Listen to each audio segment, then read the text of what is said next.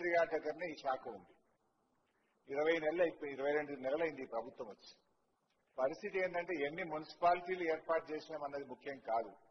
మున్సిపాలిటీలను ఎంత మేరకు అభివృద్ధి చేశాము, అసలు మున్సిపాలిటీలకు ఏమైనా నిధులు ఇస్తున్నారా లేదా, ఈ రోజు మున్సిపాలిటీల పరిస్థితి ఇక్కడ అందరూ ఆల్మోస్ట్ చాలా మంది ఎమ్మెల్యేలు మున్సిపాలిటీలు ఉన్నటువంటి వాళ్ళే ఉన్నారు. నేను నా సిద్దిపేట దగ్గర కూడా మున్సిపాలిటీ ఉంది, దాదాపు 1,20,000 ఓట్లు ఉంటాయి అధ్యక్ష. పరిస్థితి ఏంటంటే ఫాగింగ్ కు కూడా డబ్బులు లేని పరిస్థితి వచ్చింది అధ్యక్ష. గతంలో బీఆర్ఎస్ ప్రభుత్వం ఉన్నప్పుడు నెల నెల పట్టణ ప్రగతి కింద ప్రతి నెల కూడా మున్సిపాలిటీలకు డబ్బులు ఇచ్చేవాళ్ళం. కానీ ఈ ప్రభుత్వం వచ్చిన తర్వాత పట్టణ ప్రగతి నిధులు ₹1 కూడా ఇవ్వడం లేదు. ఎన్నికలు జరగలేదని అటు ఫైనాన్స్ కమిషన్ డబ్బులు రావడం లేదు.